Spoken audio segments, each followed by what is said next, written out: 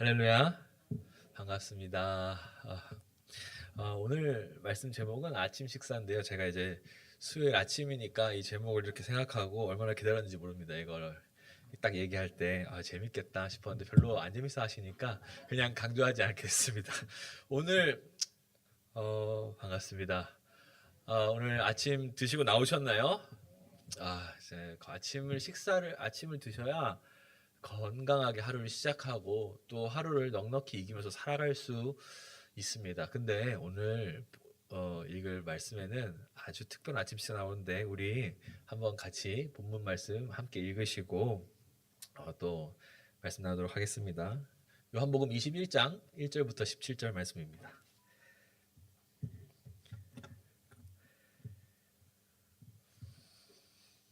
신약 성경 제가 가진 신약 성경 책으로는 185페이지, 184페이지쯤에 있습니다. 요한복음 21장 1절부터 17절 한 절씩 교독하시겠습니다. 제가 먼저 읽겠습니다. 그 후에 예수께서 디베랴 호수에서 또 제자들에게 자기를 나타내셨으니 나타내신 일은 이러하니라. 시몬 베드로와 디두모라 하는 도마와 갈릴리 가나 사람 나다나엘과 세베대의 아들들과 또 다른 제자 둘이 함께 있더니 시몬 베드로가 나는 물고기 잡으러 가노라 하니 그들이 우리도 함께 가겠다 하고 배에 올랐으나 그날 밤에 아무것도 잡지 못하였더니 날이 새어갈 때에 예수께서 바닷가에 서셨으나 제자들이 예수신 줄 알지 못하는지라. 예수께서 이르시되 얘들아 너희에게 고기가 있느냐 대답하되 없나이다. 이르시되 그물을 배 오른편에 던지라 그리하면 잡으리라 하시니 이에 던졌더니 물고기가 많아 그물을 들 수 없더라. 예수께서 사랑하시는 그 제자가 베드로에게 이르되 주님이시라 하니 시몬 베드로가 벗고 있다가 주님이라 하는 말을 듣고 겉옷을 두른 후에 바다로 뛰어내리더라. 다른 제자들은 육지에서 거리가 불과 한 50칸쯤 되므로 작은 배를 타고 물고기 든 그물을 끌고 와서 육지에 올라보니 숯불이 있는데 그 위에 생선이 놓였고 떡도 있더라. 예수께서 이르시되 지금 잡은 생선을 좀 가져오라 하시니 시몬 베드로가 올라가서 그물을 육지에 끌어올리니 가득히 찬 물고기가 153마리라 이같이 많으나 그물이 찢어지지 아니하였더라. 예수께서 이르시되 와서 조반을 먹으라 하시니 제자들이 주님이신 줄 아는 고로 당신이 누구냐 감히 묻는 자가 없더라.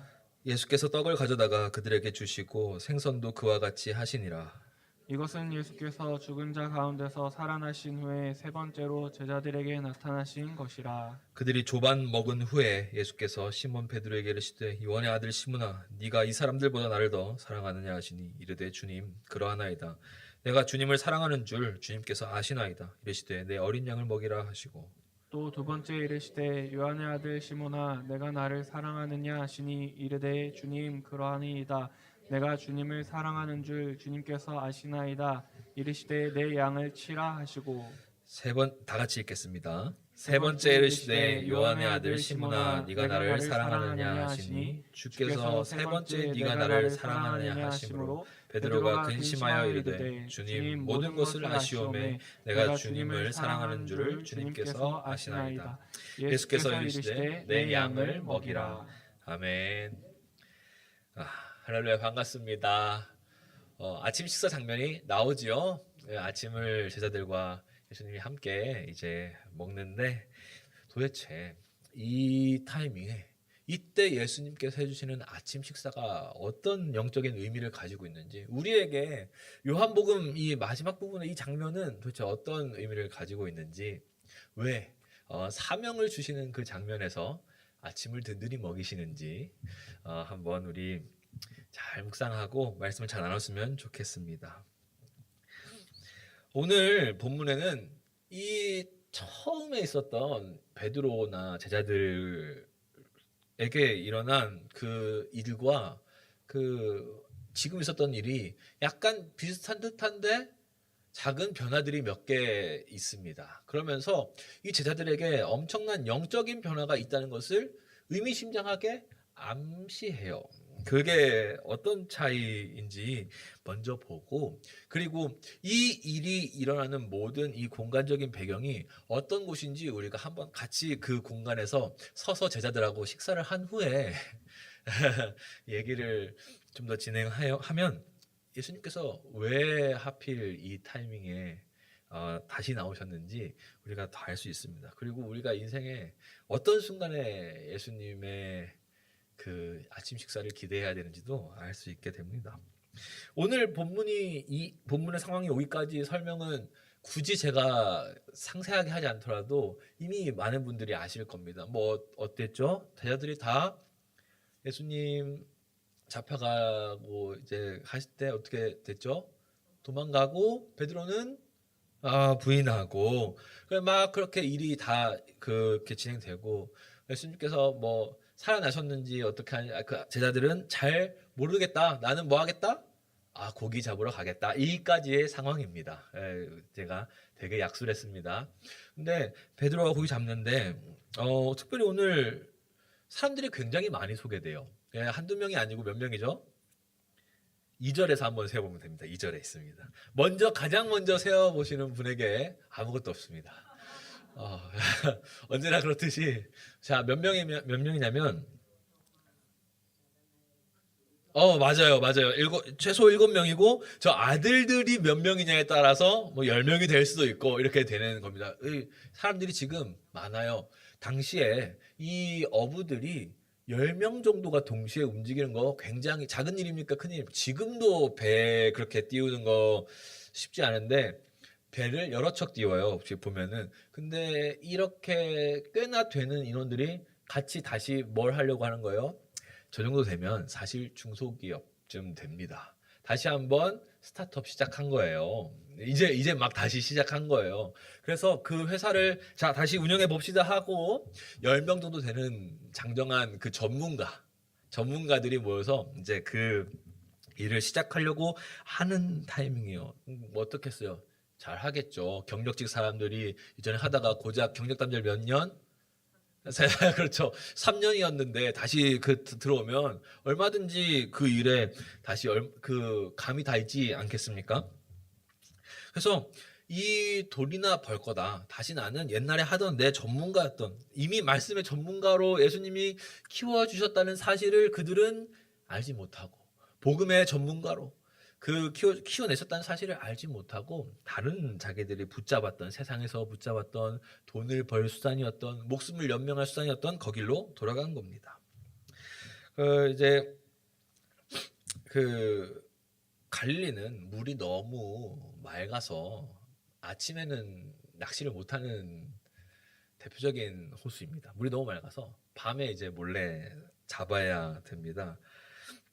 근데 이 베드로의 이야기는 이 처음과 이 두 번째 이야기의 차이점을 알려면 복음서 전체의 어떤 그 제시해주는 이미지를 한번 봐야 되는데 누가복음 5장 6절에 벌써 이렇게 띄워주시면 감사해요. 한번 바로 읽고 가시죠. 같이 읽겠습니다. 시작. 그렇게 하니 고기를 잡은 것이 심이 많아 그물이 찢어지는지라. 아멘. 근데 여기가 가장 큰 차이점이 드러나는 곳이에요. 베드로랑 베드로만이 아니죠. 그 팀이 이제 회사원들이 일을 하기 시작하는데 잘 됩니까 안 됩니까? 잘 안 돼요. 근데 두 번째 이 예수님 만날 때도 똑같이 예수님이 이전의 사건이 똑같이 기억나시도록 어떻게 해요? 똑같이 많이 잡혔습니까? 그거 다시 배 오른편에 던지면 좀 잡힐 것입니다. 이렇게 얘기해서 던져서 잡는데 몇 마리 잡았어요? 153마리를 잡는데 그물이 뭐하지 않는지라 찢어지지 아니하는지라. 요한복음에서는 분명하게 그물이 찢어지지 않는다는 걸 강조해요. 153마리 그러면은 많아요, 적어요? 많아요. 우리 현대에서도 많은데 이때 당시에도 처음에 배가 뒤집어질 만큼 많이 잡히는 정도를 이렇게 요즘 배가 굉장히 가득 찰 만큼 잡히는 수치가 153마리 정도 돼요. 뭐 숫자적인 의미는 다 넘기더라도 많이 잡혔다. 근데 그물이 안 찢어지더라. 원래는 어떻게 돼야 된다? 찢어져야 된다. 그래서 원래 찢었던 부분이 뭐예요? 가장 처음 부분 방금 읽었던 한 번만 더 보여주실까요? 누가복음 5장 6절. 그렇게 하니 고기를 잡은 것이 힘이 많아. 첫 번째 장면. 그물이 찢어졌어요. 처음에는 찢어졌는데 두 번째는 찢어지지 않았다 그래요. 왜? 왜? 여기서 어떤 변화가 감사합니다. 어떤 변화가 있길래 찢어지는 그 그물의 그 찢어짐과 안 찢어짐을 비교하는지 살펴봐야 됩니다. 이 예수님이 하신 말씀이 있어요. 그 아까 거기 누가복음 5장 10절로 한번 다시 한번 가볼까요? 네. 보면 세베대의 아들로서 시몬의 동업자인 야고보와 요한도 놀랐습니다. 왜? 그물이 막 많아지고 찢어지니까. 근데 예수께서 시몬에게 이르시되 무서워하지 말라. 이제 후로는 네가 사람을 취하리라. 이 다른 복음서에서는 어떻게 번역해요? 사람을 낚는 어부가 되리라. 자, 그러면 사람을 낚는 어부가 된다는 거는 어떤 의미인지 우리 너무 잘 알죠? 뭐예요? 복음을 전하고 복음에 그치 어떤 비유예요? 복음을 그냥 전합니까? 사람을 낚는 어부는 뭘 쓸까요? 낚싯대 씁니까? 뭐 써서 잡았어요? 그 그물. 사람을 낚는 어부도 복음의 그물이라는 것을 뭐예요? 던질 거예요. 이거 시즌이 오나 시즌이 비시즌이나 복음의 그물을 던지는데 복음의 그물은 끊어집니까? 안 끊어집니까? 이 온 우주 만물이 다 거기에 들어가도 끊어져요? 안 끊어져요? 안 끊어지고 다 건져 올릴 수 있다 이 말입니다. 그래서 지금 베드로가 던지는 그 그물이 끊어지지 아니하더라라는 의미는 뭐예요? 이미 베드로가 던지는 그물이 뭐다? 복음의 그물로 변하였고 그는 이미 뭐가 되었다? 사람을 낚는 어부가 되었다. 이것을 보여주는 겁니다. 그리고 나서 이제 사명을 주는 거죠. 너에게 이제 양을 치고 하는 그런 것 이제 복음의 그물을 가졌으니 이제는 내가 한 말대로 그 전에 그때 기억할 거 아닙니까? 사람을 낚는 어부로서 사역해야 한다. 이런 것들을 보여줍니다. 우리가 손에 복음을 들고 있습니까? 너무 진중한 질문인가요? 복음 들고 계십니까? 톡 집어서 묻지 않겠습니다. 복음 들고 계십니까? 손에 복음의 그물을 뿌릴 준비가 되어 계십니까? 늘 혹시나 그것이 찢어질까? 혹시나 그것이 내가 뭐 잘못해서 그 걱정하고 계십니까? 그런 거 걱정하지 마십시오. 예수님의 복음을 전하고 그 사명에 따라서 살아갈 때에 그것이 혹시 틀어질까 잘못될까 걱정하지 마십시오. 성경은 분명히 보여줍니다. 찢어지지 않는 그물이라고. 그래서 주님이 원하시는 그곳에만 던지기만 하면 우리 인생이 뒤집힐 정도로 많은 영혼들이 달려 올라오게 될 것입니다. 우리는 그 일을 위해서 예수님의 부름을 받았습니다. 이미 그 일로 그 예수님이 우리 처음 인생에 그 만날 때 복음을 주셔서 그렇게 막 깨닫게 하시고 지금 우리에게 복음의 그물 다 쥐어 주셨다 이 얘기입니다. 그리고 이제 그 후에 어떻게 됩니까? 그걸 알아차리고 주님이시다 이러니까 누가 주님이시다라고 해요? 사랑하시는 제자라고 나누는데 맥락상 요한복음 전체 맥락상 누구예요? 보통 요한 그 요한도 거기 있었죠. 그래서 주님이시다라고 하니까 베드로가 겉옷을 챙겨 입고 원래 당시에 마스터 자기 주인한테는 예를 잘 갖춰야 되거든요. 특히 이제 그런 걸 복장을 신경 써야 되는 사람이 누굽니까? 로마에서 제일 복장을 신경 써야 되는 사람이 누굽니까? 맞습니다. 황제입니다. 그 정도의 어떤 뉘앙스를 여기서 의도적으로 보여주는데 왜 이 대조가 왜 이 장면에서 또 중요한지 한번 봐야 됩니다. 그래서 베드로가 달려가요. 예수님한테. 왜 달려가요? 너무 뭐 했으니까? 부끄러우면 달려서 반대로 가야죠. 너무 보고 싶었으니까. 너무 사랑을 많이 받았으니까. 제가 3년 만에 여기 와서 지금 제가 왜 달려옵니까? 사랑을 많이 받아서 노소 목사님께서 엄청 저를 예뻐해 주셨거든요. 아무것도 모르는 철부 전도사 때부터 많이 바로 달려오지 않습니까? 바로 오기 전부터 연락드리고 사랑을 많이 받으니까 달려가는 거예요. 좋아하는 선생님이니까, 좋아하는 어른이니까, 다 달려가는 거예요. 참 감동적인 장면이에요. 예수님께서 던지라고 한 사역하라고 한, 복음을 전하라고 한 그곳에다가 복음을 열심히 던지고, 그거 내 거라고 생각 안 하는 거예요. 그거 열심히 거기다가 복음의 그물을 던지고 그 일을 충실히 감당하다가 후에 예수님을 만나러 가는 이 천국의 예표인 장면이에요. 그 천국이 막 특별한 것이 아니고, 그때 우리 천국 들어갈 때 막 천국을 막 뭐 무섭게 생각하고 그런 것이 아니라, 주님 너무 보고 싶었습니다. 주님, 진짜 저희가 주신 그 그물 가지고 던지라고 한 곳에 열심히 밤새도록 던졌거든요. 많이 낚아 올렸거든요. 근데 사실 그거 제 거 아닌, 제 일 아니고 주님 일이었는데 너무 보고 싶었습니다. 제가 누구 일 하는지도 모르고 막 이렇게 밤에 막 그렇게 소리만 듣고 막 명령 따라서 막 하다가 이제서야 주님 만납니다 하면서 이게 달려가는 게 천국의 그 장면이에요. 천국의 예표입니다. 세상 끝까지 복음 전하고 이 주님 만나는 그날까지 그 일을 감당하는 것이 우리가 묵묵히 해야 할 일입니다. 우리가 뭐 물고기 잡는 게 신날까요? 막 전도하고 전도하고 막 영혼들이 막 교회에서 차고 넘치는 게 우리가 신날 일입니까? 그런 거는 신경 전혀 쓰지 마시고, 그런 결과적인 것들 전혀 신경 쓰지 마시고, 내가 맡겨진 시간과 공간과 장소가 있다면 거기에 주님께서 그 적절한 그물을 주셨으니 거기서 충성되게 사역하시면 되겠습니다. 이 일을 이렇게 감당하다가 이제 예수님하고 뭐 하는 겁니까? 천국에서 뭐 황금전에서 이렇게 얘기합니까? 황금 성전에서 이렇게 막 영광스럽게 난 주님의 종이야, 난 하나님 아들이야, 이렇게. 물론 그런 이미지도 있지만 오늘 말씀 안에서는 그런 이미지보다 훨씬 더 감성적인 장면들이 강조가 됩니다. 요즘 뭐 MBTI라고 해서 뭐 T인지 F인지, 뭐 이성적인 생각을 한 사람인지, 뭐 감성적인 생각을 하는 사람인지 뭐 그렇게 하지만, 오늘 여기 장면은 굉장히 따뜻한, 천국을 외형적으로 디자인하는 것이 아니라 이 마음에서 어떤 마음으로 천국에서 지낼 수 있는지 보여줘요. 예수님 뭐라고 얘기합니까?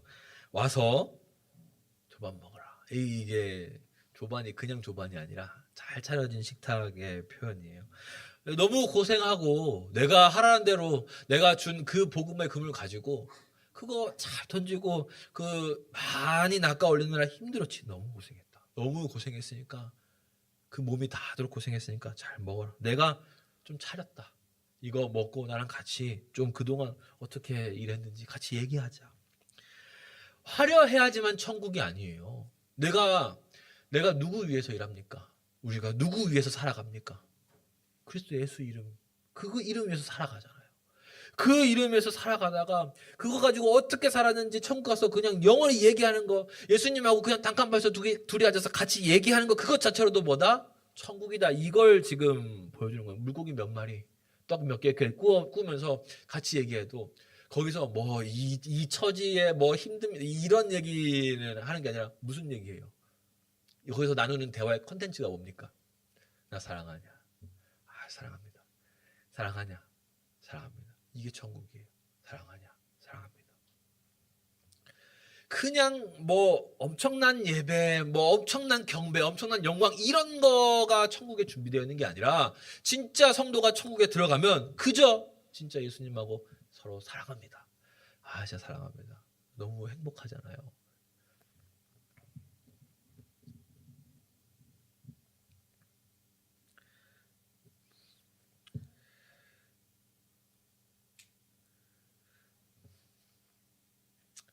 요한복음에서 이 장면을 아까 특별하게 만들어주는 요소를 제가 말씀드렸는데, 이게 뭐냐면 이 디베랴 호수라는 말이에요. 이 식사하는 장소가 굉장히 의미심장해요. 디베랴 호수. 디베랴 호수가 어디일 것 같아요? 흐름상. 맞습니다. 왜냐하면 요한복음 6장에도 똑같이 뭐라고 나오냐면 디베랴의 갈릴리라 하는 호수, 이렇게 나오거든요. 이 글 쓴 저자도 이 디베랴랑 갈릴리랑 같은 곳이고, 그리고 갈릴리라는 이름을 쓸 줄도 알아요. 근데 여기는 오늘 본문에는 뭐라고 나오냐? 디베랴 호수라 이렇게 나와요. 디베랴 호수다. 이렇게 21장 1절 그 후에 예수께서 디베랴 호수에서 이렇게 나옵니다. 이 디베랴 호수라는 말을 의도적으로 앞에는 디베랴의 갈릴리 호수 이렇게 딱 아예 이 뒤에는 갈릴리라는 말까지 빼버렸어요. 그냥 디베랴 호수 이렇게 해놨어요. 디베랴 호수가 왜 디베랴가 됐냐면 디베랴의 이 이름의 유래와 역할을 알아야 이 요한이 이 엔딩신에서 어떤 그 클라이막스를 보여주고 싶었는지 단순히 그냥 이제 천국은 예수님하고 식사교제하는 것도 천국이지만 디베랴라는 그 곳에서도 예수님하고 식사교제를 하면 천국이다 이걸 보여주는 거예요. 디베랴라는 이 호수의 이름은 어디서 나왔냐면 헤롯 대왕의 아들 누구? 성경에서는 분봉왕 헤롯이라고 불리는 사람이 있어요. 이 분봉왕 헤롯이라고 불리는 사람이 이 옛날에 로마의 이 볼모로 잡혀가요. 어릴 때 로마의 볼모라기보다는 이제 로마 입장에서는 뭐라 그래요? 이제 유학 와라 가르쳐 줄게. 그러면서 이제 옛날에 조선시대 또 중국에 이제 그렇게 해서 세자들을 데리고 가서 유학을 시키고 막 공부를 시켜가지고 다시 이제 그 왕 후임으로 보내면 어떻게 돼요? 친중적으로 그런 식으로 이제 막 그런 이제 그래서 아들들을 볼모로 잡아가서 나라에서 교육을 시키잖아요. 이 분봉왕 헤롯도 그런 교육을 받았어요. 이 유대 이 혈통의 왕 계열이었지만 로마에서 볼모로 잡아갔어요. 그리고 잘해줘요. 왜? 나중에 로마를 위해서 잘 협력적으로 통치하라고. 너 다시 내가 저기 유대 그 지역으로 보낼 텐데 로마를 위해서 잘 협력하라고 잘해줘요. 교육도 잘해줍니다. 그래서 잘 키워가지고 이 분봉왕 헤롯이 딱 이제 정치를 하기 시작할 때, 통치를 하기 시작할 때 딱 처음에 한 일이 뭐냐? 한 도시를 밀어버려요. 그 갈릴리 호수 옆에 있는 한 도시를 무덤을 이렇게 막 쌓아놓는 곳이었는데 거기를 밀어버리고 재개발을 합니다. 신도시를 만들어버려요. 아주 그리고 강제로 이주시킨 다음에 거기 아주 멋지게 디자인한 도시를 당시의 황제였던 티베리우스 황제에게 바칩니다. 황제가 이 도시를 받아주시고 이 유대 지방의 수도로 이 지역을 삼겠으니 황제께서 이름을 붙여주십시오. 이렇게 이 분봉의 헤롯이 그 땅을 바쳐요. 티베리우스라는 황제가 있는데 당시에 왕이 직접 땅의 이름을 정할 때는 왕의 이름의 여성형으로 해요. 티베리우스니까 이 헬라어에는 오스우오네라고 해서 어미만 바뀌는 주소 여모코. 전도사님, 목사님들은 아시겠죠? 그 뒤에만 이게 있어요. 근데 여성형은 에스에네 또는 아아나 이렇게 붙거든요. 그래서 디베리우스가 남성형이 빠지고 이거는 왕의 이름이니까 디베리우스가 빠지고 디베리아 이렇게 붙는 거예요. 디베리아 이렇게 되는 거죠. 그래서 이 황제에게 직접 유대 그 분봉 헤롯이 직접 헌납한 아주 유대인들에게는 뭐 어떤 수치스럽고 왜 굳이 무덤이 있었던 이 언덕을 헐고 우리를 직접 강제로 이주시키고 그것도 모자라서 로마 황제의 이름을 그대로 사용해서 거기를 우리의 수도로 삼아서 살게 하고 일하게 하느냐. 로마에서는 잘해줬을까요? 못해줬을까요? 그 도시 너무 잘해줬죠. 당시에 그래서 이 디베랴가 많이 큽니다. 많이 커요. 근데 이게 AD 25년, 그러니까 기원 후 25년 경이라서 다른 복음서의 저자들도 알까요? 모를까요? 알아요. 다 알아요. 다른 복음서의 저자들도 이 디베랴라는 지명을 다 아는데 의도적으로 안 써요. 디베랴라는 말을 쓰는 거는 요한복음밖에 없어요. 왜냐하면 두 가지 이유가 있는데 요한이 좀 늦게 썼기 때문에 좀 나중에 써서 디베랴라는 이름이 좀 더 친숙해졌을 수도 있지만 그렇다고 하더라도 민족적인 감정이 해소되지는 잘 않잖아요. 우리나라니까. 그렇기 때문에 그 가능성은 좀 적고 의도적으로 이 배경을 구체적으로 반발심이 들도록 하기 위해서 사용했다고 보는 것이 훨씬 더 타당합니다. 디베라라는 도시는 비참한 이름이에요. 로마에게 철저하게 패배하고 로마에게 철저하게 굴복하고 특히 로마의 권력의 정점, 세상 권력의 정점 누굽니까? 로마 황제에게 그냥 냅다 절하고 우리의 삶의 그 모든 그 생사 여탈이 모든 권세가 누구에게 있습니다? 황제 당신에게 있으니 우리 당신만 보고 살 테니 제발 지켜주십시오라는 것의 상징이 디베랴호수라는 이름이에요. 근데 예수님의 종이라고 하는 누구? 베드로와 그 사람들이 황제의 돈을 벌겠다. 당시 누구 얼굴을 찍혔어요? 황제의 돈, 가이사의 그 얼굴 찍. 그거 벌겠다고 다시 디베랴 호수로 돌아간다. 이 표현을 하는 겁니다. 예수님한테 3년 그렇게 배워놓고 다시 세상으로 그냥 세상 법대로 살겠다. 세상 것 추구하면서 살겠다. 손에 복음의 그물은 들었지만 그냥 황제의 이름으로 내 목숨 연명하며 살겠다라고 돌아간 것을 그대로 보여주는 겁니다. 비참한 상황인 거예요. 베드로가 고기 잡으러 가겠다. 이건 그냥 고기 잡는 게 아니라 내가 다시 여기 로마 황제의 그 치아 아래서 내 주는 그리스도인데 다시 그냥 내 주는 황제라고 디베리우스라고 얘기하면서 살아야겠다. 이렇게 얘기하는 그거죠. 그러면 이 디베리아라는 도시의 주인이다. 그러면 누구를 생각할까요? 사람들은 이 여기서 주인이다라고 그러면 누가 떠올라요? 당연히 티베리우스, 로마 황제가 주인이다라고 떠올리겠죠. 근데 이 장면에서 요한은 의도적으로 뭐라 그래요? 그 주님이시다라는 단어는 원래 주는 황제에게밖에 못 쓰는데 의도적으로 똑같은 단어를 예수님에게 써요. 주님이시다. 그런데 그러면은 베드로 입장에서는 누굴 떠올려야 돼요? 예수님 돌아가셨다 생각하면 황제라고 생각해야 되는데 다 뭔 줄 알아요? 예수님인 줄 알고 황제급의 예우를 갖출 준비를 하고 이제 나가는 그런 마음가짐을 우리가 같이 따라갈 수 있어요.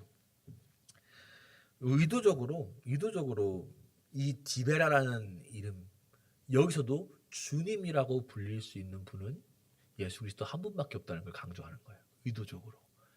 세상에서 가장 악하고 가장 타락하고 가장 세속적이라고 하는 그곳에서조차도 우리가 누굴 주님으로 모시냐에 따라서 예수 그리스도가 주님이면 거기에 주인은 누구? 예수 그리스도다.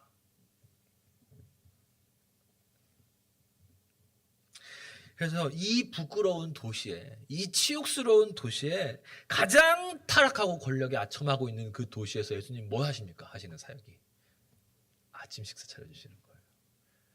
우리 대한민국 서울, 제가 뭐 뉴욕도 가봤습니다만 너무 세속적이에요. 미국 제일 굉장히 세속적이고 서울도 되게 큰 도시예요. 제가 보니까 보스턴보다 커요. 제가 보스턴에서 지내는데 큽니다.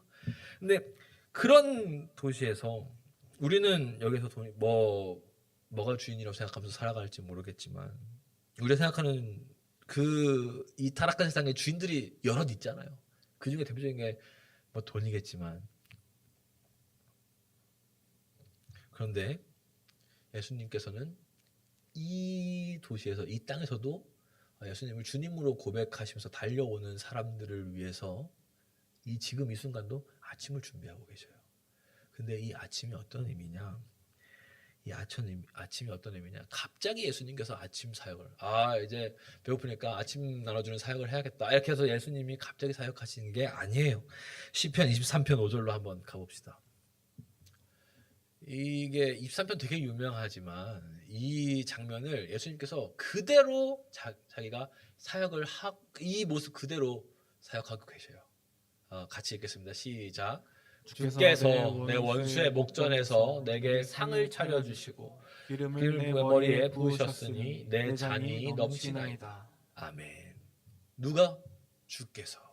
어디에서? 내 원수의 목전에서. 이 원수의 목전이 뭡니까? 목 앞에서인데 뭐 목전에서 뭐 그냥 눈앞에 바라보고 있는 그 이미지가 아니라 저 때는 원수라 그러면 대충 강한 엄청 맹수, 포악한 맹수가 또는 적의 군대가 잡아먹으려고 목전이란 말은 그런 표현이 이렇게 있으면 이게 만약에 빵이라고 치면 이렇게 먹으려고 하는 이 이미지가 원수의 목전이에요.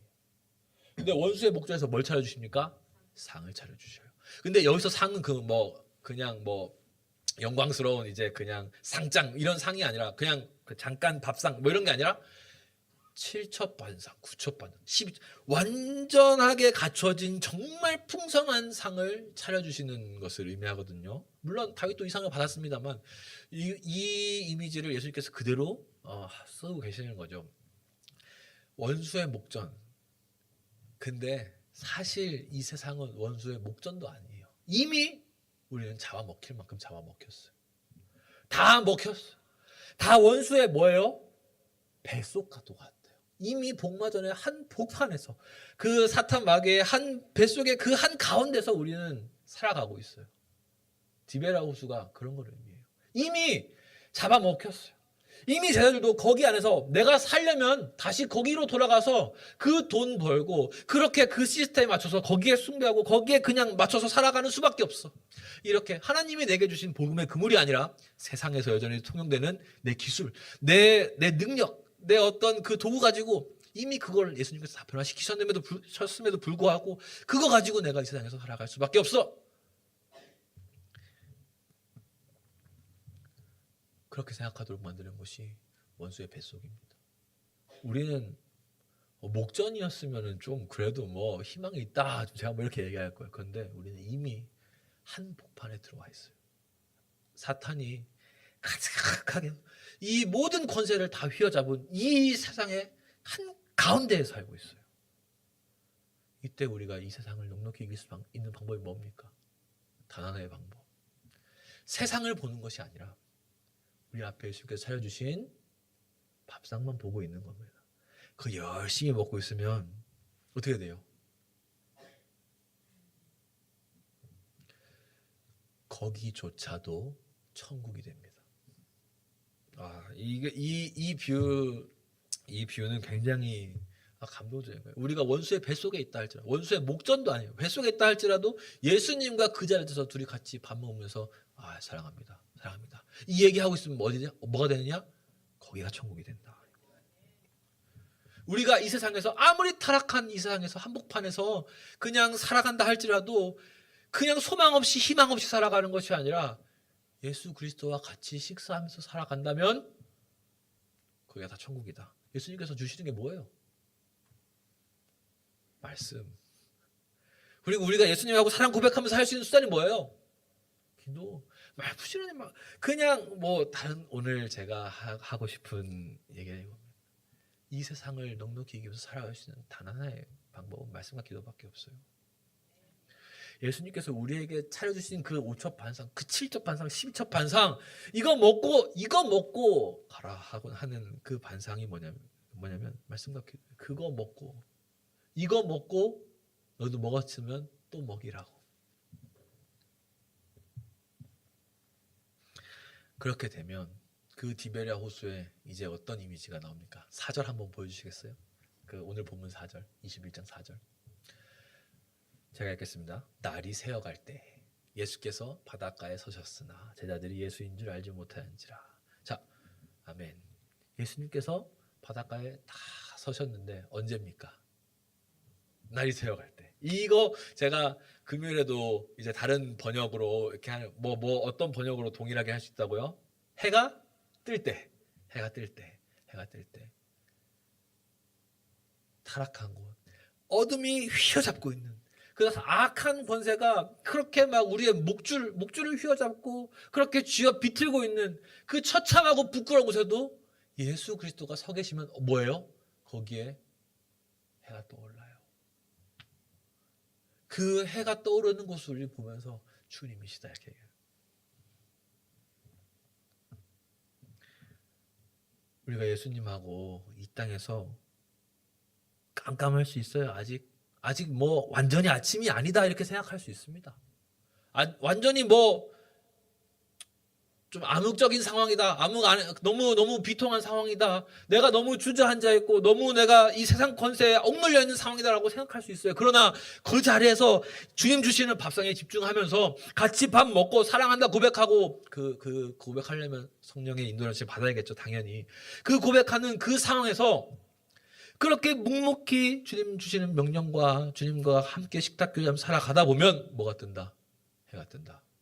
그러니 뭐 하십시오? 여러분, 황제한테, 디베리우스한테 그런 걸로 같이 고백하지 마시고 이 세상 권력에 아첨하지 마시고 거기에다가 굴복하지 마시고 그 이름에 동의하지 마시고 예수 그리스도에게 한 번 더 집중하십시오. 이 요한복음 마무리가 그렇게 되는 거예요. 그렇다면 원래는 어두웠지만 가장 어두웠던 그곳에서 서로에게 진정한 사랑 고백을 하는 그리스도와 그리스도인이 존재할 때 그곳이 천국이 될 것입니다. 우리의 모든 삶의 부분이 가장 영광스러운 천국의 자리로 예수님과의 식사 자리로 변하게 될 것입니다. 제발 말씀 읽고 성령 안에서 무시로 기도하십시오. 주님 사랑하십니까? 주님 사랑하십니까? 사랑하십니까? 일부러 세 번 물었습니다. 제가 예수님이란 뜻은 아니고 세 번 물었습니다. 그렇다면 주님께서 맡기신 일을 넉넉히 감당하실 그 마음을 먹으시기 바랍니다. 이미 우리가 할 줄 알고 우리가 이미 알고 있는 모든 것들 예수님께서 이미 복음 안에서 의로운 그물로 다 변화시켜 놓으셨어요. 우리가 모를 뿐이지. 그렇기 때문에 우리가 가진 손에 든 그것 가지고 복음을 어떻게 전할지 늘 궁리하시고 그게 만약에 힘들다 지친다 하시면 이 세상이 너무 강력해 보인다 하시면 어떻게 해야 됩니까? 주님 주시는 그 밥상 먹고 다시 한번 일어나는 우리 모든 우리 가영교회 성도님들 되시기 바랍니다. 우리 한번 같이 기도할까요? 주님, 우리가 이 세상에서 이 세상이 주는 밥 말고